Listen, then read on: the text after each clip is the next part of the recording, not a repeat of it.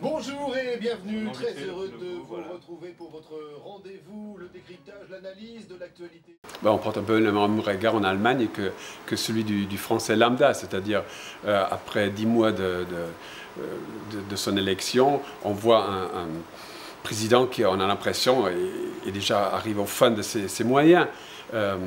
Et tout est accentué cette semaine avec la démission de M. Cahuzac, qui était quand même une des pièces de résistance dans son gouvernement, vu que c'était celui qui était en charge du budget, et vu les coupures qui seront nécessaires pour attendre ou pour garder les buts pour l'Europe, pour les critères de Maastricht. Alors là, ça fout encore un sacré coup contre M. Hollande.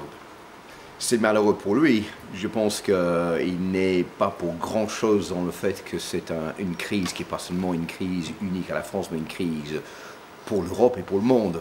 Mais je pense que même si la droite était au pouvoir, ils ne seront pas très hauts dans les sondages en ce moment non plus. La chose qui change, c'est par rapport à Nicolas Sarkozy, c'est que quand Sarkozy était au pouvoir, on n'aimait pas le style Sarkozy, le personnage, mais on avait plutôt confiance dans ce qu'il faisait. Cette fois-ci, je pense que les Français aiment assez François Hollande, il est tout sympathique comme personnage. On ne discute pas sur le fait que c'est quelqu'un qui est assez ouvert, mais on a du mal à avoir confiance dans ce qu'il fait. Donc c'est deux personnages complètement différents par rapport à ce qu'ils font.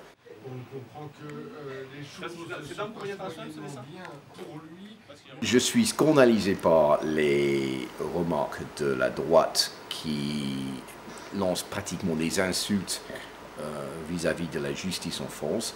Et on doit respecter le travail des juges. Donc si le juge, Monsieur Gentil, qui n'est gentil que par nom et pour rien d'autre, décide de mettre en examen Nicolas Sarkozy, très bien, mais ça ne va pas dire qu'il est coupable. Donc laissez travailler les juges. Coup de théâtre, même vu depuis l'Allemagne, parce qu'on n'a quand même pas suivi le fait que l'ancien président de la République était dans une tourmente juridique. Ça fait quand même descendre encore davantage le mauvaise image que Sarkozy avait à l'étranger.